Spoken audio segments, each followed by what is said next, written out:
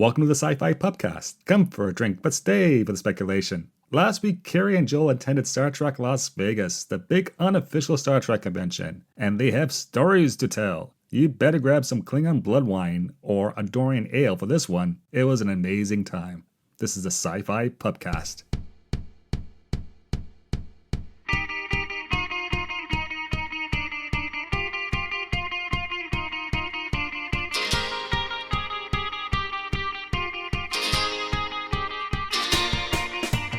Greetings! Welcome to the SciFi Pubcast, the podcast that tries to be a pub, and perhaps someday a pub that tries to be a podcast. As always, we are looking for customers to come visit our bar. So if you're passionate about something, want to be on a podcast, well, then let us know, because this bar is all about community. If you want to help us out, please consider leaving a 5-star review wherever you find the show and subscribing to our YouTube channel. Yes, and guess what, folks? I think by next month, we'll be back, producing podcasts on a regular timetable, and we might go back to doing video headshots. Yes, I'm looking into it. If you don't know my voice by now, I'm Joel. I'm the owner of the SciFi Pubcast, so to speak. And looking around, and we have our dedicated staff members, Kerry Simpson and Derek Beebe here. Hi, guys. Hey. Hi. Hey. Long time no see, Joel. Yeah, it's been a while. It's been, a couple of days? A week, something like that. Something like that. Yes, because both Keri and myself, we were all the way over to Las Vegas, checking out Star Trek Las Vegas by Creation Entertainment. And so 4 days of Star Trek convention fun. It was awesome. Yes, your voice clearly hasn't recovered. Oh, no. Yeah, so, yeah, there you go. It was good. It was a rocking party. A couple of nights went out. It was great. We'll talk all about that, because some of the stories, I think, are... This convention made me like conventions again. And that was tough after some misfires from previous years, from different franchises. But this convention itself, yeah, it actually, I connected with it. And I connected with the people who attended. And yeah, I'm quite happy that I went to Vegas to do this convention. Yeah. Well, I'm glad you joined us in the big party in the desert that is the unofficial Star Trek the unofficial Star Trek convention. Yes. Because Creation no longer has the license. Your favorite company has the license now. Yeah, so it's Reed Pop or Reed Expo who has the license, and they did Star Trek Chicago, a year and a half ago? Yeah. And they were supposed to do one in Seattle, but that was canceled, and I don't know why. I don't know why either. That was a big old cluster as far as from what I heard. Yeah. But, yeah, and plus, remember, we're a bar, so we can see a clusterfuck or a shit show. It's if you wish. Yes, I know. I don't know. I was attempting to behave. Sometimes I'm the only person on this fucking podcast that swears. Yeah, I'm still drinking coffee now. Right now. So I'm drinking coffee, and we're out of coffee, so I'm drinking instant coffee. Yeah, you should have heard me swear a few minutes ago. Poor thing. Oh, wow. I'm sorry. What's the difference between instant coffee and real coffee? The taste. Quality. Okay. I'm not a coffee drinker. So. Anyway, so Star Trek convention. So the big Star Trek conventions is the Creation Entertainment one, which is the unofficial one. Now we have the official one, which is by Reed Pop, with dates and location to be determined. And then we have the Star Trek Cruise, which happens every year, which I went on the last one, and I'm going on it again in February of 2024. Am I missing any? No, I think that's it. I think those are the big ones. I mean, other than whatever happens at Dragon Con or who knows. Oh yeah. I mean, I've already got my hotel reservations for Vegas next year. So. Yeah, I'm going to assess my money situation and my time off and see if it can come down again. We'll see. Maybe you'll give another talk about legal issues in Star Trek. Yeah, and that's great. One of the reasons I came down to Vegas at the last moment is because I presented a panel on artificial intelligence and the law in Star Trek, and I put a lot of work into it. And it was more of a learning, for me at least. Yeah, but it was great. I had some great conversations afterwards. Huge room. The PowerPoint screen wasn't that great. In hindsight, I put too much details in my slides. I should have just lectured off the top of my head, and I will next time with some, big images. Maybe bring your own laptop. Did you not bring your own laptop, or what? What happened with that? I did bring my own laptop. I had it in the back behind stage. I had it ready to go, but the interface wasn't working correctly. So the technicians had just used ours, and so okay, let's use ours. And that posed some problems with finding the cursor, and it was just we got through it. Nothing's perfect in life. Nothing is perfect, and that's okay. When you say the PowerPoint was too much detail, do you mean that it was like too small to read on the screen? Yeah, the screen was kind of small and wasn't well lit. So other presenters ran into the same problems. But it was a huge, massive room. It probably fit a couple hundred people. But saying that, several hundred people weren't in the room from my panel. Maybe 75 people were, and I was impressed with that. And afterwards, I had people like professionals walking up to me asking me about artificial intelligence out in the hallway. And some of these people, places like they work for the big tech firms like Apple, Microsoft. There was a physicist from NASA who came up to me. You met Sam. Yeah, it's like what? And that's awesome. It's like right nowadays, I spend a lot of time on a university campus. But just to go to a Star Trek convention and talk to people who are well credentialed and well educated and well learned, and it's actually in the field, maybe not directly in terms of artificial intelligence, but on the peripherals, it was awesome. I love that. The conversation goes back to the founding principles and values of the SciFi Pubcast as a place you can just talk and have converse in a fun environment without too much pretentiousness. And I love that, and I can't wait for that. But we'll just talk a bunch about the Star Trek convention, and we will. But let's get to the introductions. It's been 10 minutes. What do you guys think? Because Keri, you're from Southern California, and Derek, man, you're beaming in from us from the hills of Pennsylvania. So I think we've already talked about Keri, but Derek, what's new with your world? In your world, I should say. I just got back from a little vacation to Busch Gardens, Virginia. That was a lot of fun. The really fun part about it is we had the meal plan, which lets you eat every 90 minutes. So we were stuffing our faces like every hour. Every 90 minutes, you got a drink, a dessert, and an entree. So we went to 6 different restaurants over 2 days, like sampling everything. Wow. That was a lot of fun. And then you got home and you spent 3 days not eating, right? Okay. And there was also a lot of live shows. So that was cool, too. Oh, Joel, you'll like this. Busch Gardens, Virginia is based on Europe. So there's England, France, Spain, Italy, Canada, and Canada's Ireland. In Europe? Okay. Well, I think they call it New France as the land, but it's Canada. Yeah, New France was a French colony that became Quebec, which is part of Canada right now, at least. Okay. Yeah. So I was in a fake Canada and a fake Ireland a week ago, so that was fun. I didn't really care for the food there, but there was a Irish musical that was like so I guess is Irish dancing the definition of when you like move your feet really fast without moving your arms? That's Irish dance, which is different from Highland dancing. Highland dancing, it involves a lot more spinning around in place and sometimes swords. But Irish dancing, it's speed with the feet. Okay, yeah. So I saw a whole little mini musical of Irish dancing, so that was cool. Excellent. Did they ask about me? No, anyone? They didn't. Really. Terrible. Yeah. I didn't really talk to anyone there. So.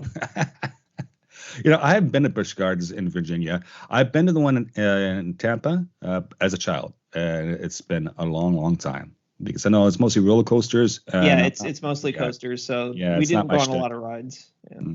I know. I remember the beer garden at the one in Tampa. I was like 11 years old at the time, but my dad spent a lot of time there. Yeah, who knew? Oh, one other nice thing that they have there is one of the lands is Germany, and they have this huge indoor Oktoberfest hall. So they actually have an entire little dance production on a stage in the middle of the restaurant seating. So it's this big, huge hallway, and you go in and get food, and you can sit down at the tables and watch a show right in there. It's very nice. I gotta check it out. Next time I go I drive down to Pennsylvania. I'm sorry. Busch Gardens is another 6 hours south from where I am.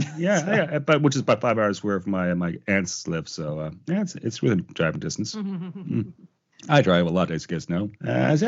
So there's no kitchen joke today, which is thankfully because everyone's on vacation and still. Well, I mean, and we were both in Vegas, so yeah, I didn't go to Vegas, so I don't know what the hell you guys have been doing. Yeah, we technically left Derek unsupervised in the kitchen, so I guess it's probably a good thing that the kitchen is still there.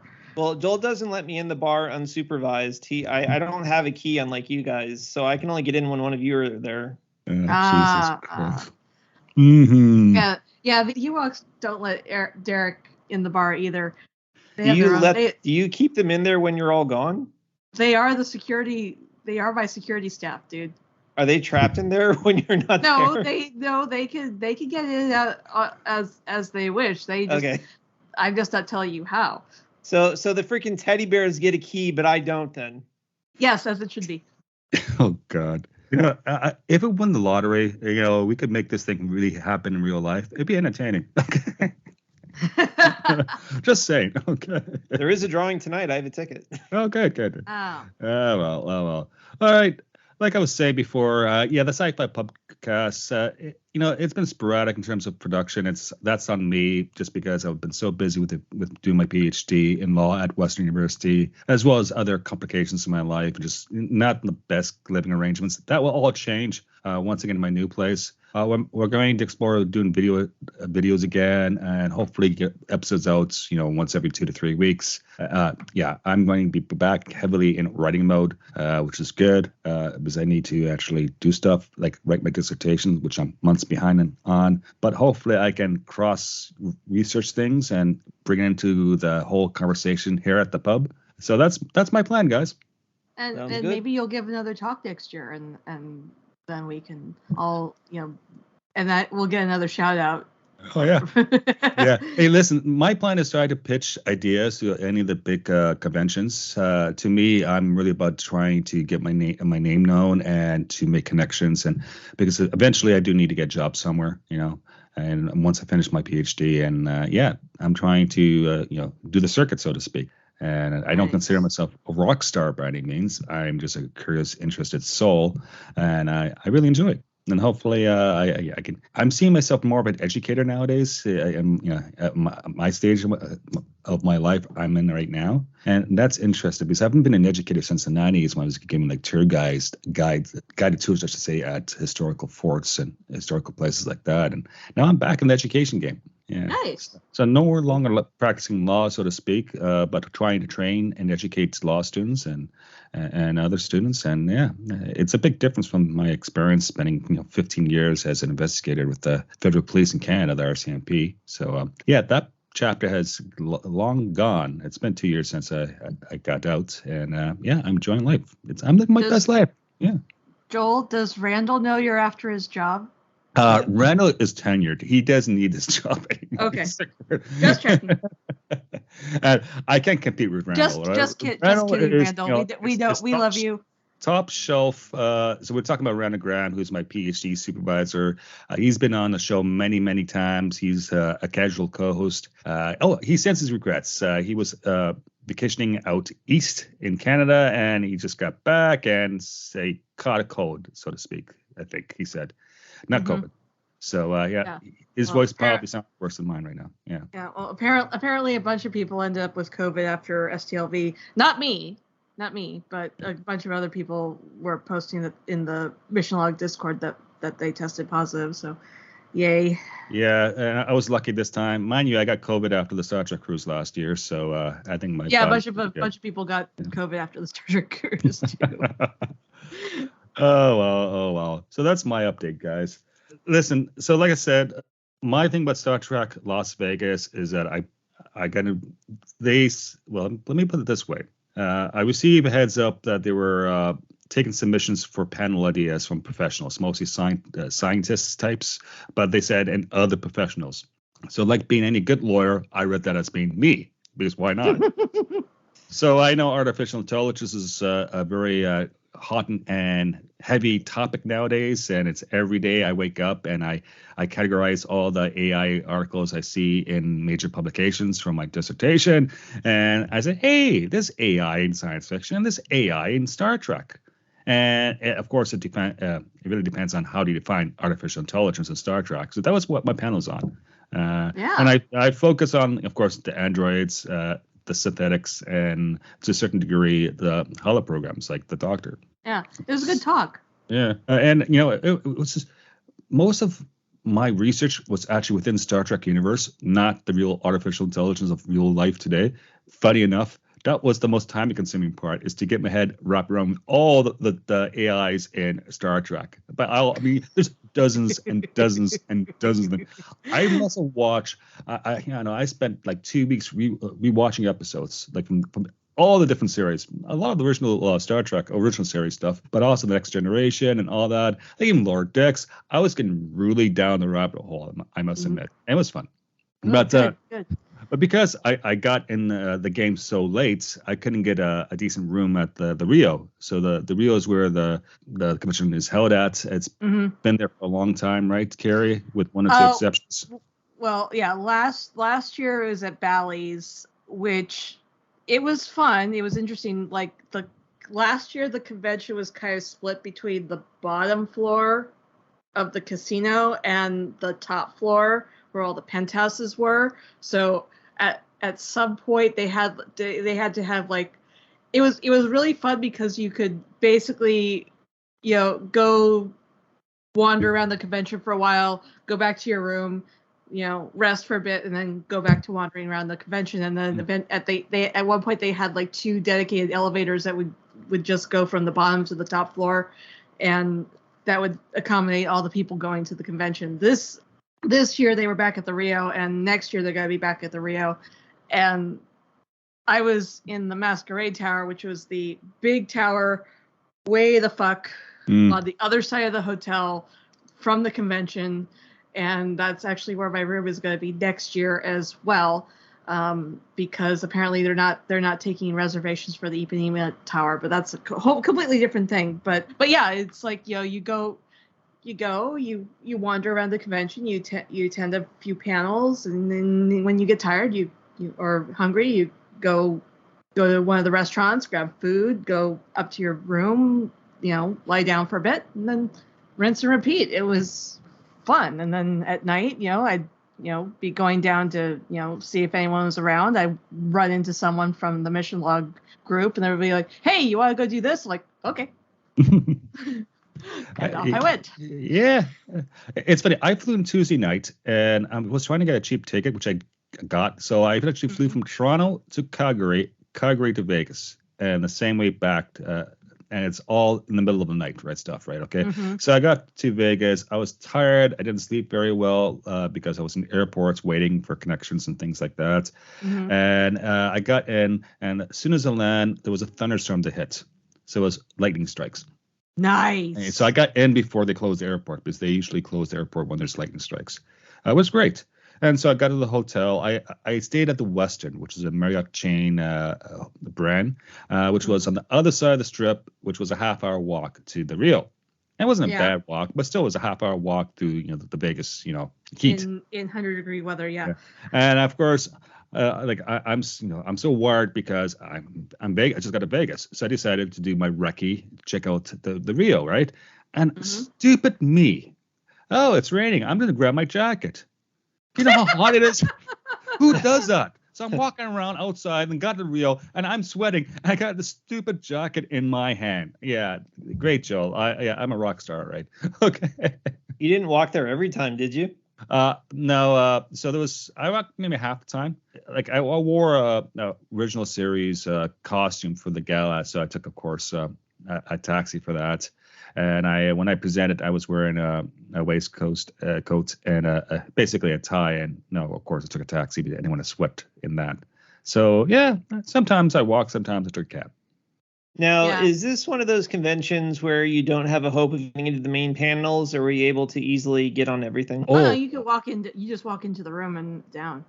I mean, if you have like the gold, I think it's the gold pass or the captain's chair, you get reserved seating like up in front. But there's all this general seating where you just walk in, sit down, and there's monitors where you can see, depending on how close you are, you can see what's going on up on the stage.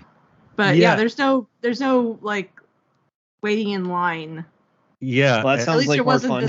At least no waiting in line for panels. There were a bunch of lines for photo ops and signatures and all that. But that's, people are paying extra money for that and stuff. And yeah, that I think possibly because I grew up around the industry, I've never really been interested in at least I lost my interest in standing in line for autographs and photo ops and stuff. I did do that, like 20 years ago, back when they had the big creation convention in Pasadena, and what would happen is my mom would wait at the end of the line for me to get the autograph, and then she'd snap a picture of me getting the autograph. And I have somewhere in my apartment I have a really cool picture of me and Majel, but I don't know where it is at the moment. It's probably in one of my photo albums or something.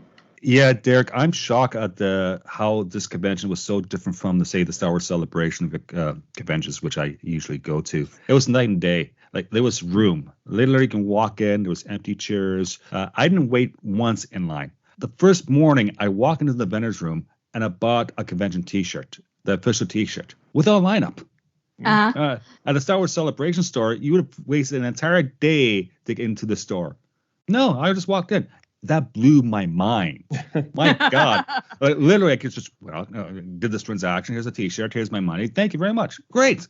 And another thing, too, is that a lot of the actors and talent who were doing autographs, their booths were in the vendor's room. So you could actually see these folks. They're not behind curtains, most of them. Yeah. Right? Yeah, I almost walked into Walter Koenig, like literally, like I was walking down one row in the vendor's room, and he's like right there, and with his handler, I'm like, oh shit, not gonna run over Walter Koenig. We need to put him in bubble wrap. And careful, he's no spring chicken. Yeah, and he was around too. So he was. I saw him walking by himself actually down the hallway in a crowd. It was great. I actually just saw a post from him last night saying, "Come see me at this convention before I die." And I thought that was kind of dark. Yeah, we were. Everyone else on Twitter was on our X Twitter or whatever you want to call it now. It's like, no, don't say that. Get the bubble wrap. Yeah, no, it was great to see. He sat down on the table next to us at one of the many music gatherings in the Roddenberry, at the Jamie's room thing, right? So the Roddenberry stage. Bar, yeah. Yeah, Jim. Yeah. I have a story for the whole vendor's room. So probably day 2, day 3, I always like to walk through the vendor's room, just see who's signing autographs, and like, oh, look, that's so and so, and there's that so and so. And I didn't make a lot of quips with the actors, just saying hi, basically. Didn't talk to them; they're busy. But some of them weren't, and some of them were bored, of course. I won't say who, but it was a good time. And then I remember the great actor Tiny Newsome and writer. Okay, she literally it was a bit crowded. She was walking through the door or something, right? Okay, and she was trying to, like, I was walking slow with a bunch of other people. She was trying to get past the herd of people, right? And she literally touched the back of my left hand inadvertently. Ooh. I was wearing a hat, and I had my ball hat in my left hand too. So it's literally, she touched my hat. Oh my God, and my hand. So there's that. Never washed that hat. Yeah. So it's just, this is how these conventions work, especially Star Trek. I can't believe how accessible many of the talent are. William Shatner's probably different, but saying that, well, but it's William Shatner, so yeah. So it was great, and I definitely would recommend this convention because it's a fun convention. It's a lot of fun.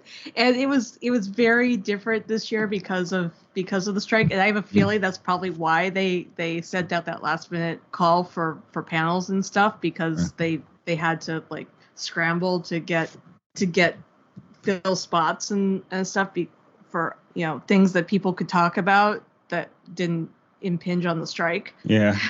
Keri, are you calling Joel a scab? No, because Joel is not in WGA or SAG-AFTRA, and he's not planning to be anytime soon. Or are you? that we know of.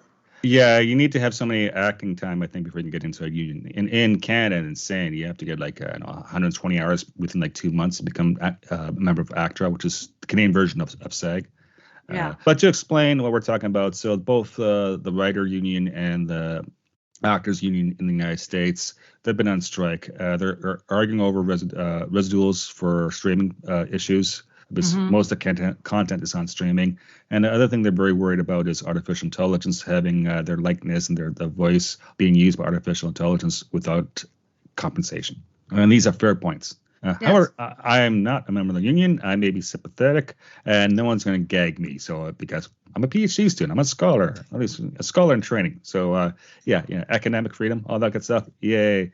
But it made it into a word convention because there was some sort of agreement between Creation Entertainment and the SAGs folks about the talent being able to show up. However, they couldn't say the names of or promote any of the content that's been released within the last 3 years, something like that. Or any of the of the content that was streaming on any of the platforms. So and it's actually really cool because apparently Michelle Hurd who is on I think on the board for SAG-AFTRA. Yeah. Actually kind of fought for the talent to go to the Star Trek to STLV because it's not the licensed convention and because it's STLV. They've been doing this for years, and this is kind of like the annual, it's like almost like Mecca for Star Trek nerds like us.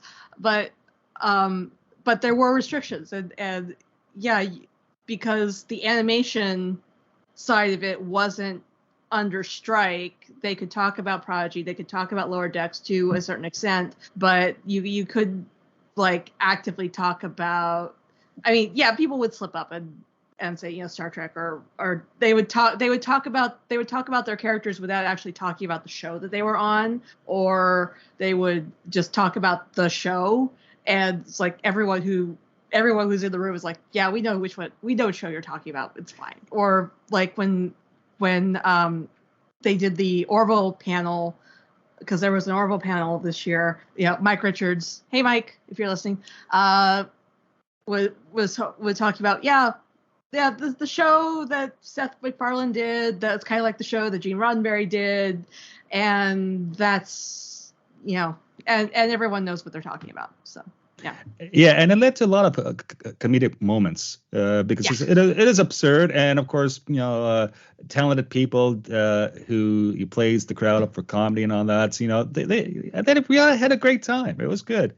Let me ask you, Keri, were you in the room with the whole business regarding Robert Beltran? No, I would think I was home by then because I think that panel was like Sunday afternoon, and I decided to drive home around noon because driving into the sunset looks cool, but it's really fucking annoying. Yeah. Well, that's fair enough. Yeah. Kind of like wandering around indoors with sunglasses on. It looks really cool, but you can't see shit. Hey, listen, so I was there and I left the convention maybe about 1 o'clock, 2:30. 2:30, I saw the new Kirk guy, and then I decided to go to the airport. I was worried about missing my flight. And I was thinking, if I miss this flight, screw it. I'm in Vegas. I'll just fly to Hawaii. That's 2 days before the wildfires in Maui, right? There was about a 1 in 4 chance I would have been in Lahaina, which is the town that got burnt down, okay, if I would have went to Hawaii, depending on the prices of hotels and stuff like that. Wow. So it's like, oh my God. Wow. So I luck out there, and so to speak, and I'm very sympathetic, and my heart goes out to all the folks of Hawaii, and especially Native Hawaiians who've lost many of their cultural places in this fire, and not to mention the loss of life. They're struggling, and I love Hawaii. I want to go back there, probably not for another year or two now because they have to rebuild, and that's going to affect the other islands as well. Oh yeah, definitely. Yeah, it's very sad. However, I did see that panel with Robert Beltran. Am I saying his name right? Beltran? Yeah. Sorry, my speech impediment acting up. Anyways, listen, he took a political stance, and he was not flirting. He was intentionally breaking the SAG agreements with mentioning name of shows. Like clearly he took a very confrontational stance. Yeah, I heard Chase Masterson was trying to rein him in, and the other guys were trying to rein him in. It just wasn't happening. No, and it got pretty ugly there. Like it was entertaining in the first 5-10 minutes, and then most of the panel was just it's Bolton being an asshole. But but I say that because he can interpret his actions as taking a political stance, or he can interpret his actions as being, he's just being an asshole. And he has strong political beliefs, and God bless him, because that's good. That's part of democracy. He just didn't like the rules. He compared it to living in the Soviet Union, which I think is interesting if anyone actually lived in the Soviet Union. But here's a man who's, he has a Mexican Mayan heritage background saying what he thinks. And he has some weird political beliefs I don't buy into. Look it up if you're interested about that stuff. But it was just interesting to see how the community, the Star Trek community, reacted to that. Because most people answered. Some people will say, "Hey, this man's saved the convention, so to speak, because of his outspokenness." Yeah. Yeah, and the other there's the contingent that want to see him stripped of his SAG card and shit. So yeah, I don't like I'm very hesitant about cancel culture, and even the people I don't agree with. I may not support the person or people myself, but there's a place for freedom of speech. Yeah, that's my take on it. Well, I believe as someone said recently, there is a freedom of speech, but it's not an absolute freedom. Yeah. You can say whatever you want, or actually, take that back. I don't take that back. Sorry, vodka. No, I understand. Yeah. There. Back when I was in middle school, one of my English teachers had this sign up in his classroom said, "You can say and do anything you want as long as you're prepared to accept the consequences." Absolutely. And some people aren't prepared to accept the consequences. If there are consequences for Robert Beltran doing what he did at STLV, then there are consequences. And the same as anyone else, some people don't accept the consequences of their actions, and they do very, very weird shit and very, very dangerous shit in order to fight those consequences. And that's about as vague booking as I'm going to get. So anyway, continue. No, I agree. You can't scream fire in a crowded theater. Okay, exactly. Absolute speech just doesn't exist. There is some guardrails that has to be applied. Saying that, I think there's lots of wiggle room. And I don't think it was out of line in the sense that, he took a political stance. Yeah, he might not be invited back, but he did this on purpose because he was doing politics, basically. He was, he was grandstanding that way. So, yeah. But that's probably the only controversial thing I saw the entire weekend was his Beltran's little, that's what he was doing. Yeah, and I think I like someone at the Orville panel asked Seth Grimes to do or Scott Grimes to do a voice that he does, and he was just like, no, like I would love to do it, but I just can't right now, and because he did cite Seth, anytime someone comes up to Seth and wants him to do Stewie or whatever, any other voice, and Seth just does it. I don't think he's doing it right now because, again, strike. But you could, even from where we were sitting, I could kind of feel how heartbreaking that was for him. Just to say, I would love to do that, but I just can't. Yeah. And this is why. And you both understand that, but also I just felt like damn. That was a bit painful.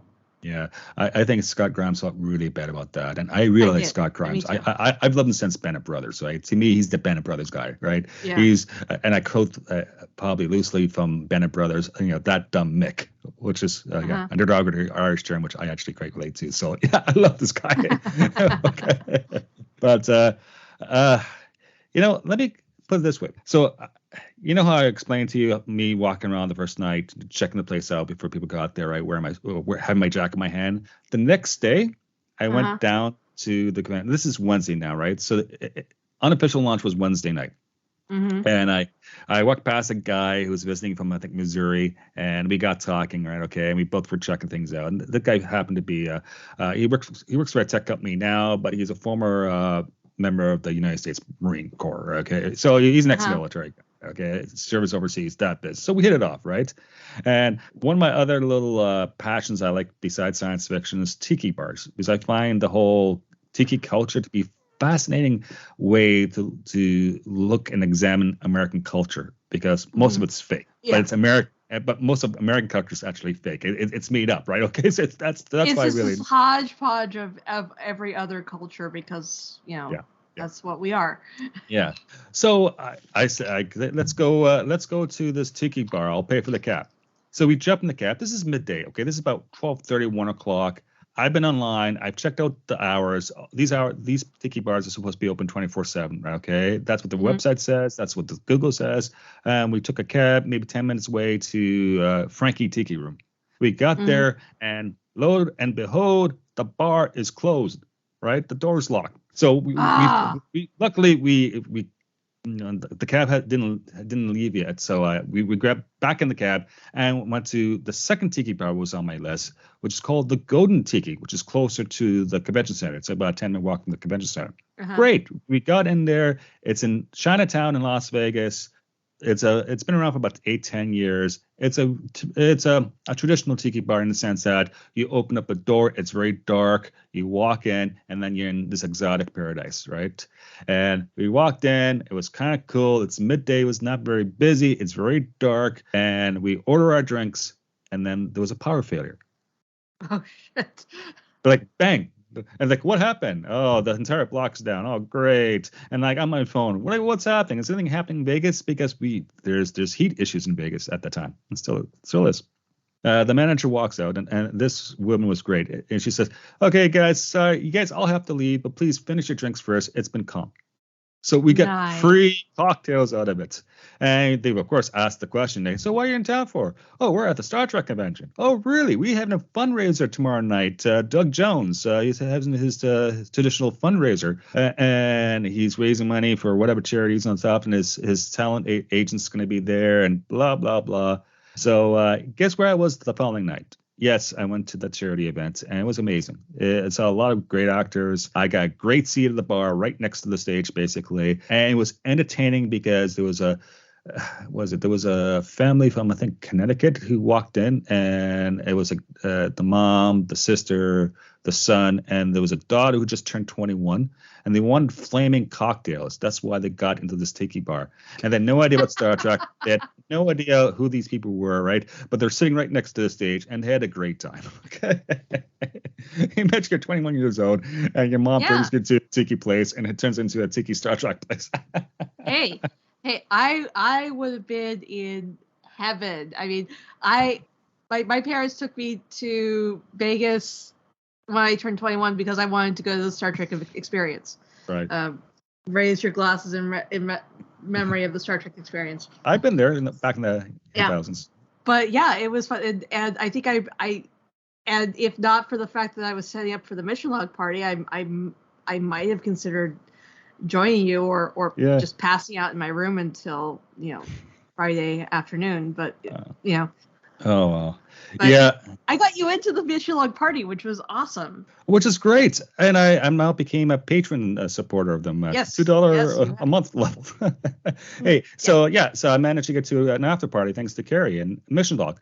Hey, Keri, some people don't know what Mission Log's all about. What can you describe how their organization works? Okay, well, Mission Log, the main Mission Log podcast, a Roddenberry Star Trek podcast, they are going through every episode and or movie of Star Trek ever. They just started season 4 of Star Trek Voyager, and they are currently kind of sort of paused because in solidarity with the writer's strike. So they just dropped their episode that they for the panel that they did after I'd already left the con about nostalgia in sci-fi in general, which was a really cool panel. John, Norm, and James Carwin were doing that. But the Roddenberry itself, they've kind of branched out. So now there's not just the main mission log panel. There's mission log Prodigy, which had gone through all of the Prodigy episodes and all the books, and they did a toy unboxing and stuff. There's the mission log Orville panel hosted by Mike Richards and Jessica Lynn Verdi, and they ended up moderating the Orville panel at STLV. And then there's also, Larry Nemechek does the Trek Files, which is like they pull a document out of the Roddenberry archives and discuss that every week or so. And there's a whole bunch of other podcasts that they are responsible for. But yeah, the Mission Log Patreon, which gets you into the Mission Log Discord, and then gets you into the Mission Log party at STLV, which I've participated in the last couple of years, and I got Joel into it this year, and he. I think when I left the party, you and Sam were still talking, which was kind of awesome. Yeah, I left maybe a half hour afterwards. I felt bad, taking their drinks for free, so that's one reason I joined the Patreon. But hey, you've joined us over at the Discord, and that Discord is just always going something. There's always something happening over there. Yeah. Derek, are you asleep? Are our stories? Do we bore Derek at all? I actually just started listening to the Mission Log podcast. I've been downloading the old DS9 episodes. Oh, nice. It's only 2 guys on it though. Which 2 guys were that? Well, up until like season 3 of Mission Log, it was John and Ken, and then Ken left, and then Norm replaced Ken. So now it's been Norman and John for the last few years. Oh, so one of them is not the son of Roddenberry? No. This was done. It was started by Rod as a way of going back and looking at the catalog of Star Trek, and talking about the morals, meanings, messages, the things that Gene was trying to get across even back in the 60s of inclusiveness and racism is bad and all this other stuff that that has become synonymous with Star Trek. And they've just continued on. They started with the original series like 11 years ago. Like, oh wow, gods, I've been listening to this podcast for 11 years. Shit. And they've gone through everything in release order, mostly. They went through the animated series, TNG. When shows started overlapping, they finished TNG, they finished the movies, and then they started DS9, finished DS9, and now they just started season 4 of Voyager. So, if nothing else, the strike is going to extend their run a bit, because however long the strike goes, they're not going to record any new episodes of the main gist of the show. They've got a bunch of interviews and stuff that they've been racking up that they're probably going to drop before. Hopefully that'll keep us entertained until the strike gets resolved. Yeah. Hey, Derek, what I can say is that they seem to be good people. And to me, I like good people talking about interesting topics. I'm a pushover that way. Plus, if they gave me a glass of wine, a Chardonnay, it was a horrible Chardonnay, but still was a glass of wine. Thank you. Oh, you probably got the rice and Sauvignon Blanc or something like that. Yeah. They Star Trek Isn't wives. rice in a poison? Yeah, that explains it. Rice, as in rice and wine. Okay. Not rice. There Star Trek Wives does a rosé and a Sauvignon Blanc. It's in this very, very pretty bottle, which I ended up getting as like a door prize for helping out, which means I don't have to go out and spend $100 to get one. Wow. But yeah, Star Trek Wives. I'm not sure if they donated or discounted a bunch of bottles of wine. There was like 3 or 4 bottles of the Romulan vodka and a bunch of bottles of wine and a few mixed drinks, and it was great. Hey, I have a story to tell, talking about good people. Uh-huh. I know you probably didn't go to the gala, right, Keri? No, I did not. And by gallop, I don't like the word gallop. It's what it was just a big concert. It was no there was dancing, which was surprising. Apparently, the first time people actually danced in front of the stage. Yeah, and it really annoyed all the old timers who had these inherited legacy seats because they was blocking their view. It was actually frightening to watch.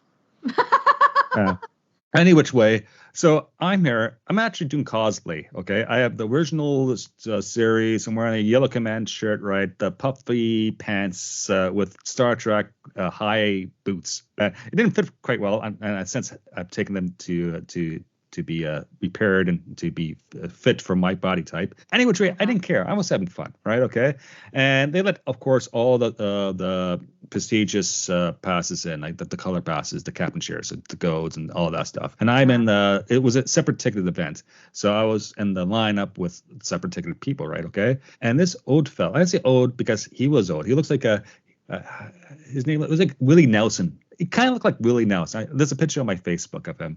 I don't know his last name. I know his first name. I just met the guy, and he came up and he started to talk to me. We had a conversation, and it turns out that he's been going to these things for decades. And he had a gold pass. He had 3 gold passes around his neck because his 2 buddies didn't go to the convention because of age and health issues. And so he offered to take me in and skip the line. So sure, wow. I was like, oh, great, and at that stage, I'm behaving myself, so I probably had 2 Coronas in me in terms of drinking, right? Okay, so it wasn't party night, and surprisingly, at the concert they weren't serving booze, but at the casino you could go out, grab booze way down at the casino bar, and bring it if you want that. So anyway, we bypass the line, we walk into this big convention room, and this convention room fits about 1,000 people, so it's like a Star Wars Celebration size main stage room. Yeah. And this guy kept on walking, and I'm like, "Hey, thank you very much. I appreciate it. Thanks for bypassing the line."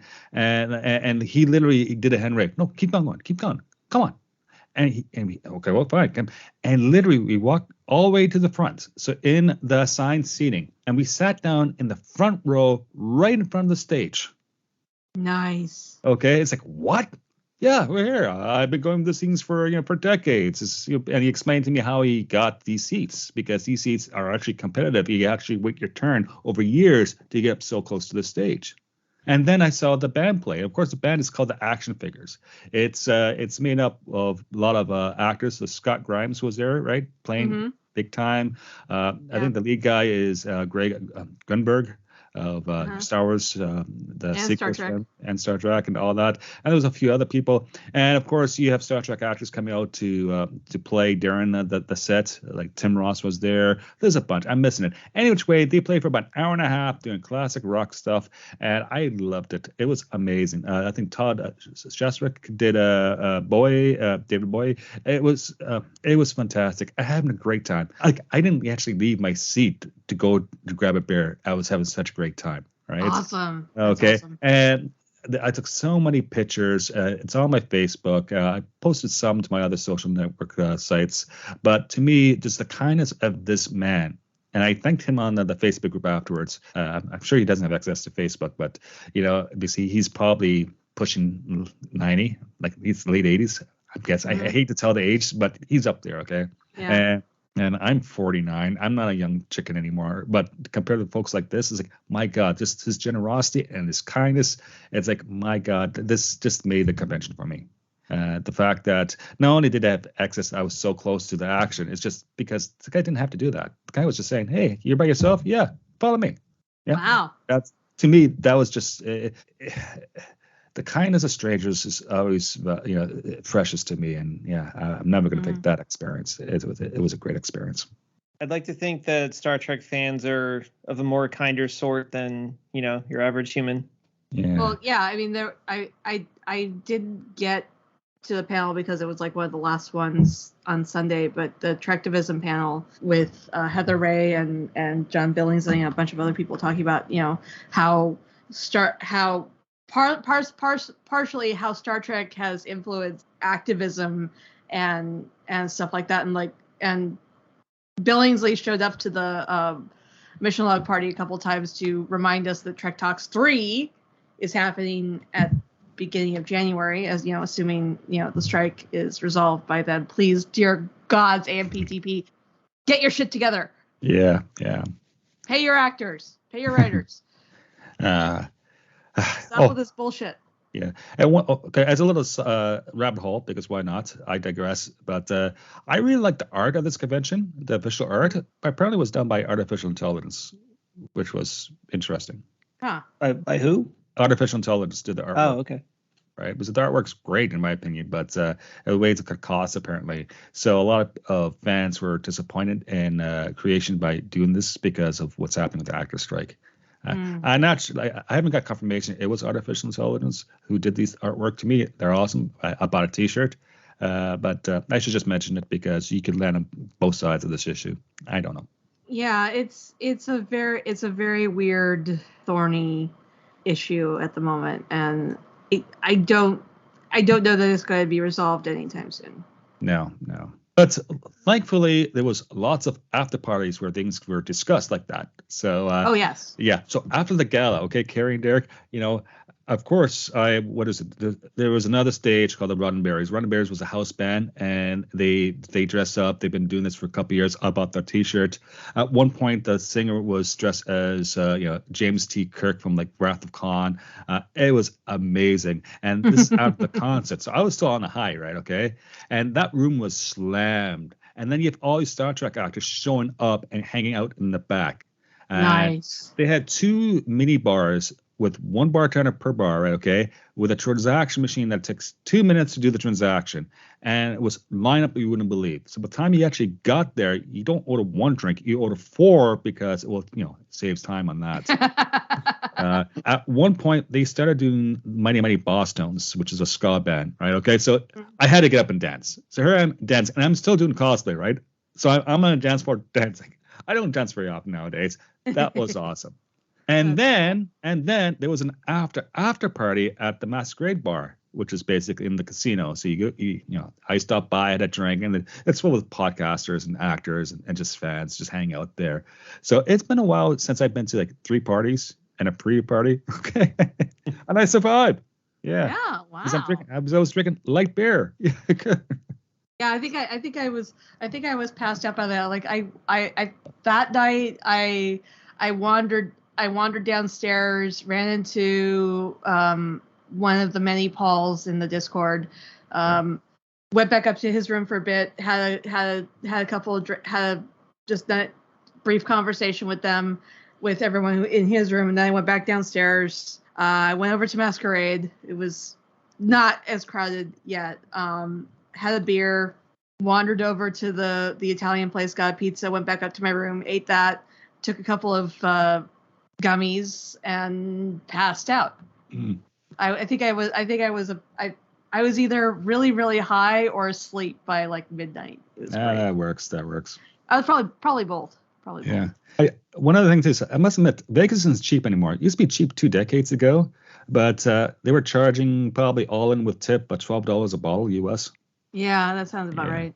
Yeah, which is ironic, or at least funny for me, because at the West End, so half hour away by walking, the hotel I was staying at, I collect merit points, so that's why I stayed there, because I'm now I go to elite member again. Yay, I can travel if I had money. But the first thing they did when you check in is gave you a bunch of free drink tickets. Oh, so wow. I could basically drink for free at the Western, and that's where I took some meals because I bypassed lines and all that. Or I could pay hand over fist at the Rio, which I did as well. Well, the Hyatt's taking over ownership of the Rio next year, so maybe that changes, since if they're not going to be part of Caesars anymore. Yeah. But we'll see. It's Vegas, and plus I'm on vacation, and sometimes in life you have to spend money to have a good time for your own mental health and your own soul and growth. Yeah. Exactly. You and I understand these things. Yeah. So, Keri, you have any stories from your perspective? I mean, I got a couple of tattoos. All right. You guys can see. So, I had made an appointment like a week prior to go get a Starfleet Delta and a Rebel symbol tattooed on my arm, and for any Aikido practitioners who are listening, you will understand exactly where these two are. anyone else is just gonna think I'm a bit I'm flaunting my nerdiness, which I also am.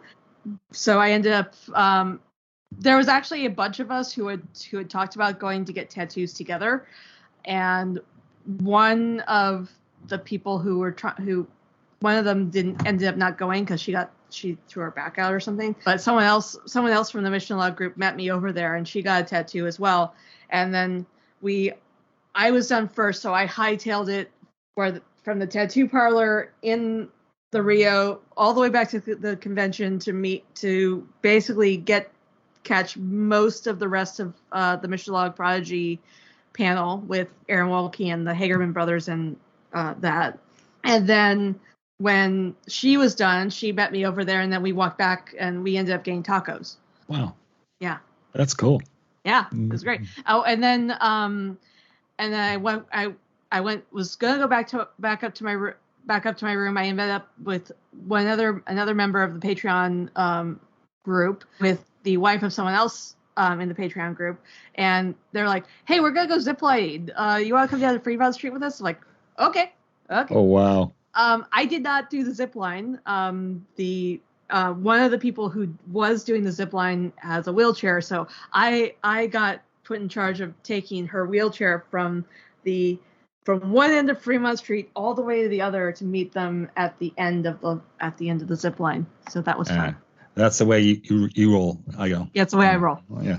Yes. Oh, that's awesome. And Fremont, that's old Vegas. That's a neat area. It was fucking humid and icky, and I had to keep a guy from backing up into the wheelchair, which was just creepy and gross, but it was a good time.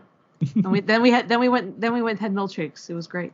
Oh, great. I think at this point we're making Derek very, very jealous, and he's not even a convention guy. Well, I had that one bad experience at a Star Wars convention that kind of put me off the idea of it, but you guys describe a much better situation, one I might actually enjoy. Yeah. You got any questions for us, Derek? Being the outsider. Okay. You mentioned that there is an Orville panel. Do they talk about any other non-Star Trek things there, or is that just kind of like the special sister show? I think that was kind of the special sister show because it is it's essentially a Next Generation clone. I sometimes refer to it as like lowbrow Star Trek because it's not quite as high-minded as Star Trek, but it really is because Seth is going places that even Star Trek that even Star Trek with having to deal with with sensors and all that stuff could not get to for years and years and years. So it's been it's a fascinating show, and it's basically just in the spirit of Star Trek, and we know that Seth MacFarlane is a big Star Trek fan. I mean, he was on like a few episodes of Enterprise and stuff. So yeah, it totally jives with everything else that was going on at the convention.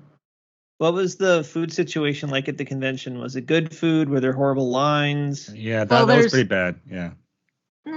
Well, I mean, the food at the convention was basically like at the Roddenberry Interactive stage. There was a place where you could get food, like if you were showing up for the morning show and shit. And the Mission Log people were giving away coupons for like $1 off each item. But mostly the convention food, there wasn't really convention food. It was because it was in the hotel. You just go to one of the restaurants in the hotel. So no like cheap food trucks or stops or anything like that? No. I think they don't even need it. Yeah. Like there was good food if you can get in, but like lunch hour, well, yeah, there was lineups. The one Starbucks was slammed, and I usually grab a coffee, at my hotel and just brought it with me. Yeah, I think I'm taking a page out of a couple of the Mission Log guys' book and either bringing a coffee maker or bringing like a hot pot and something to make coffee with next year. Yeah, that could work. Yeah. Was it tough getting passes to the convention? Did they sell out immediately or? No. Okay. Not at all. They were still selling. I got mine in December. Yeah. because I presented at a panel at this convention, the owner, one of the owners, was Gary, made sure I had a 4-day pass, just a general 4-day pass. But that's my compensation for giving my panel. Nice. So I'm sure it was hard to get hotels. I mean, Joel, you said you had a hard time because you were doing it at the last second. No, it's Vegas. You can always get a hotel in Vegas. It's just but finding one close and cheap. Yeah. Actually, it's funny. Vegas is a place where you can get a reasonable resort fairly cheap, but everything else is expensive. Yeah. Yeah. I've already got my reservations for next year. So. Yeah, and the rates of the Rio is actually decent, right? It's what, $160 a night or something like that. I think it was. It depends on what day, but I think my rate for the weekend is for the 4 days is like $500. Yeah, for 4 days, right? Yeah, for 4 days. Yeah. Also, mean 500 over the course of 4 days. Yeah. I thought you meant 500 a night. Oh no! Hell no! I would. This is Caesar's, okay? Yeah, this is well, it's gonna be the Hyatt, but this is off the strip and shit. So yeah. And they're doing renovations. It was the hotel. The Rio has been purchased by another person, and there's this weird little changeover where Caesar's is still running the hotel up until the end of this month of August. Mm-hmm. Then they're gonna do a bunch of renovations, and hopefully it's gonna be much more current, and the infrastructure will be better. I know a lot of people are complaining about hot water issues and problems with the rooms, and that's just because it's an old hotel that needs renovating. Yeah. I think I went to Vegas as a little kid, but I've never been there as an adult, so I don't really have any context for it. It's just like Mars Attacks. Just watch that movie. It hasn't changed very much, okay? Oh man. Any other questions, Derek, before we close our doors? Because we're over an hour at this point. This is great. This is like old school, old style, a sci-fi pubcast. I'm all tapped out. Yeah. I'm out of vodka, so yeah. Yeah. Well, thankfully we'll be doing more recordings soon, as soon as I get to my place where I don't have the same noise, pollution issues or distractions, and I can focus. And roommates. Yeah, roommates. Yeah, roommates living in crazy art house. It has pros and cons. So there's that. But let's see. This show is available on most podcast platforms and on YouTube. Subscribe today. Yes, I wrote this copy. Sue me. For listening, engagement, announcements, follow us on. I said Twitter. Now it's X, whatever you call it, at SciFi Pubcast. Listen, it's still Twitter.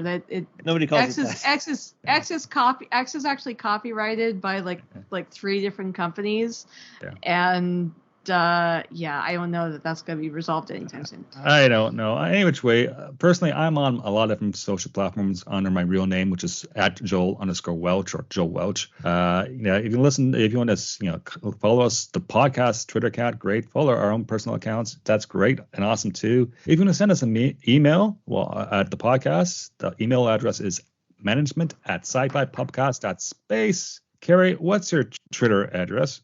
My handle is Keri Blackfire42. That's KERI Blackfire42, and that's pretty much my handle everywhere. Either Keri Blackfire or Keri Blackfire42.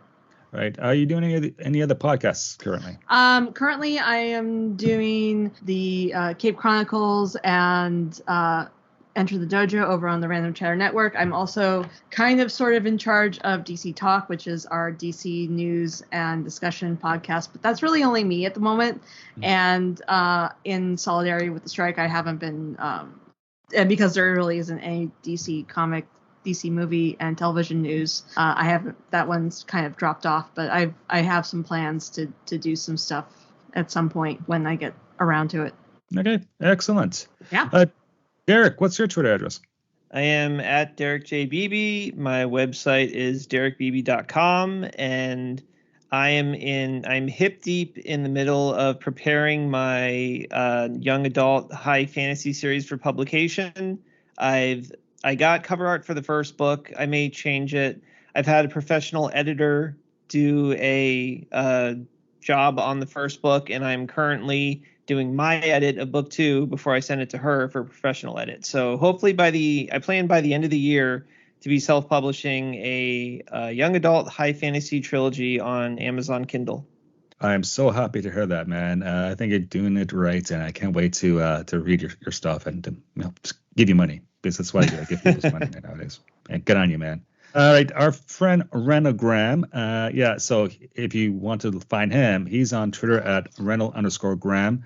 He's the novelist who has written books such as Before Life, Afterlife Crisis, and Other Regions. I know he's working on a different book right now, dealing with law schools.